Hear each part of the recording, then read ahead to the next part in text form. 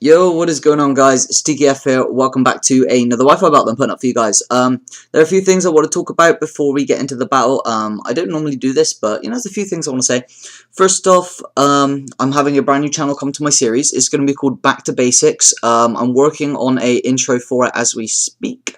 Talking about intros, there should be an intro on this video made for me by Chris. You guys should know Chris Jones 5 is on the top of my walls somewhere. He's about the top somewhere.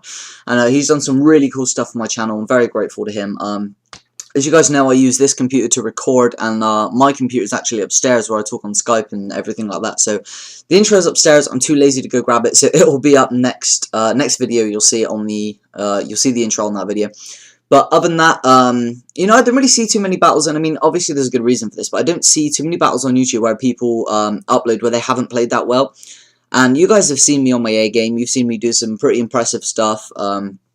Predicting double switches and stuff like that. Well, I figured, here's a video where I don't do so well. That doesn't mean to say I lose the battle, but anyway, here's the battle, guys. I hope you guys enjoy it, and yeah, here it is.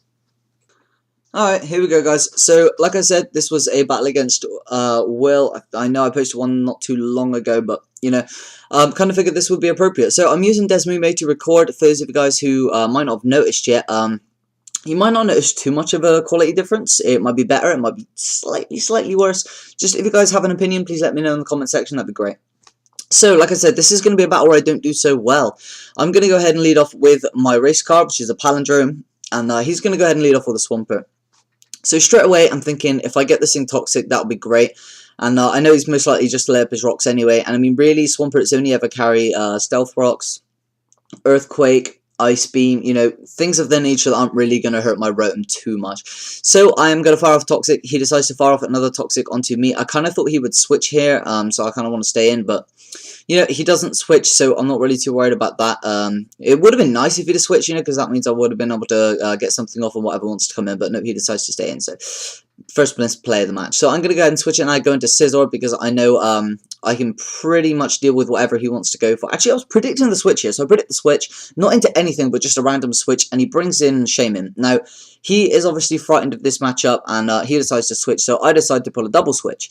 So I double switch, not knowing what wants to come in, and going into T-Tar. So, as you can see, bad play on my part. There was no reason to do that, and it just ended up being a favourable matchup for him, with his stabs really threatening me out here. So it was kind of pointless for me to do that, and that really did kind of hinder me in the match, because now I've got a switch giving him the initiative to, hurt whatever wants to come in. So I got to bring in Rotom because it resists both its stabs, and I'm immune to one of them, which is just great. So he's going to go for the Scald, probably thinking that I was going to bring Rotom back in, and Earthquake would have been nothing, and at least if he Scalded, he could have got some damage off, and with the Toxic, that would have started to rack up quite soon.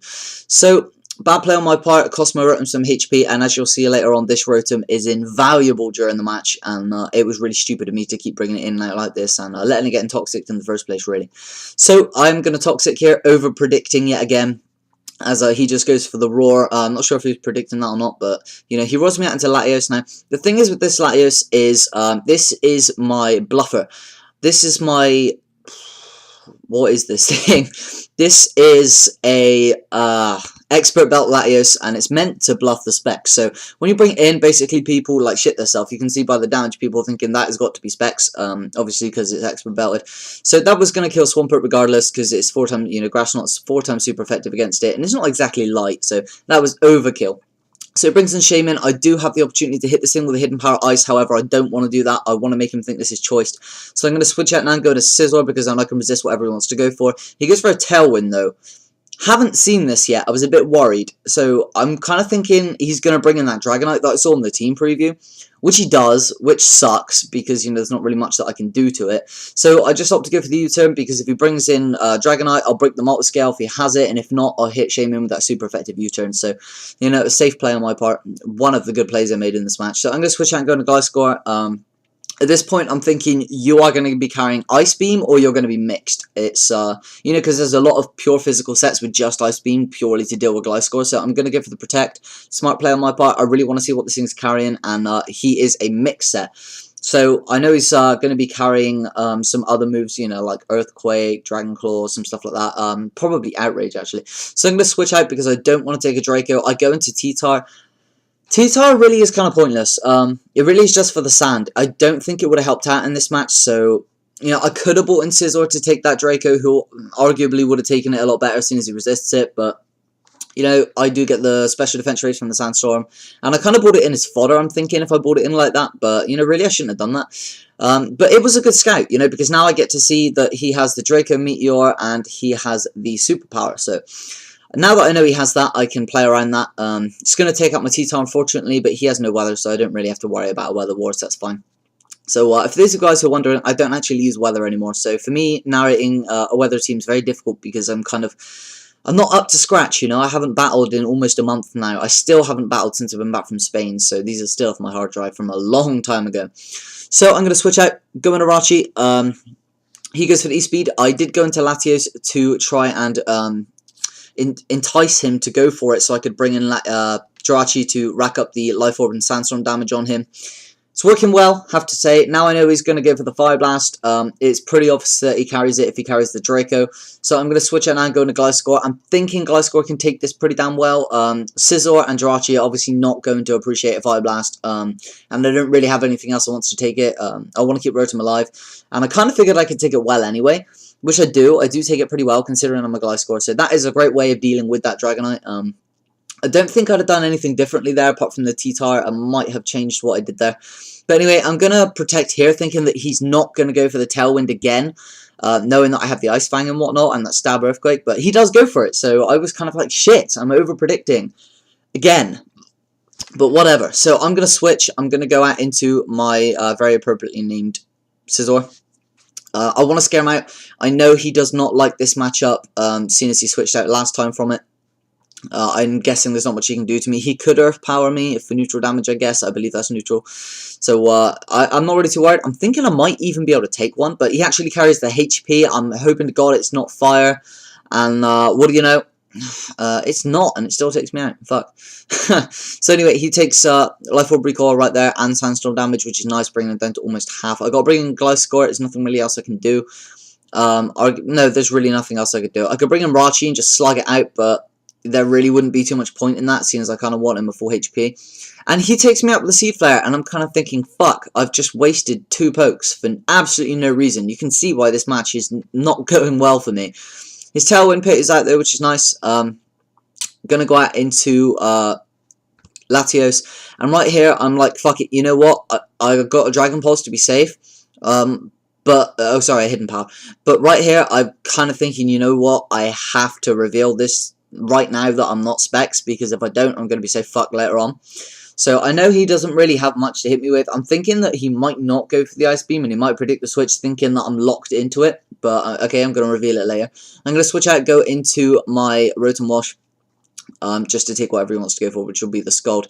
Him going for Scald there either tells me he was predicting a switch because I'm choiced, or he does not carry the Ice Beam. So it's definitely one of the two. If he doesn't carry the Ice Beam, he's most likely a Rest Talk set, you know, with Scald and whatnot.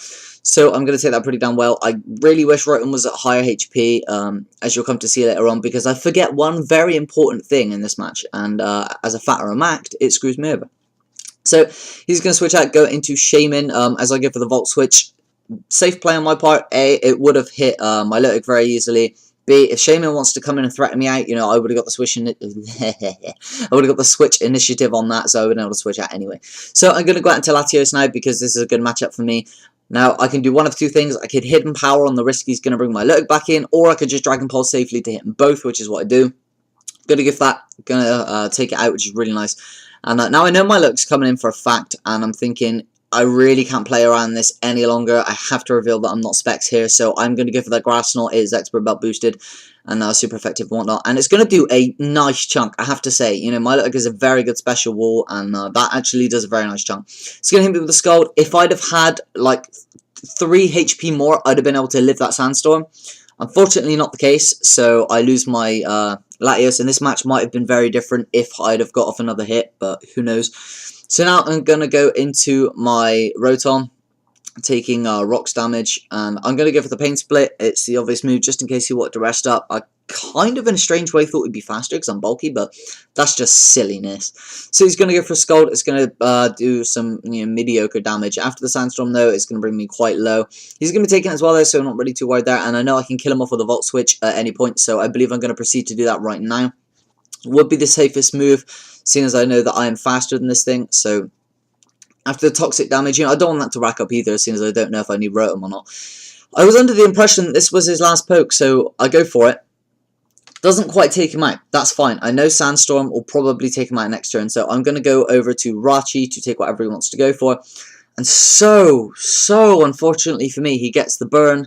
I mean, it didn't really matter in the long run, as you'll see, but that was kind of annoying. But the Sandstorm is going to take him out right here, which is nice. And I thought, yeah, game over, GG. But, he has one left. And it's the one poke I completely forgot about. And the poke that is going to destroy the rest of my team. Yes, indeed. So he sends out Nidoking. And that checks my guys perfectly. Rotom is a very good check to Nidoking. But it's the HP it's at, it won't be able to take anything after the Rock Switch in, which I didn't take into account. It's going to hit me with the Earth Power, kind of obvious, but, if he didn't do it now and I'd have switched into Rotom, he would have done it to me later, so it kind of was pointless to switch. Going to bring in Rotom, and as you can see, he goes for the Ice Beam, telling me he didn't really have anything to take me. So, that was very unfortunate. I didn't look after my Rotom Bear. Just in general, bad match for me. It was a 1-0 on his part, so it was pretty close, but I made so many misplays and so many other predictions in that match. I really was not on the ball, but hey, I think it's good for you guys to see this, because some of you guys are under the impression that I'm this amazing battler and I never lose, and it's not the case. Nobody is as good as they seem. It's arguable. Some players are good. Shofu, very good competitive battler, and nobody can deny that.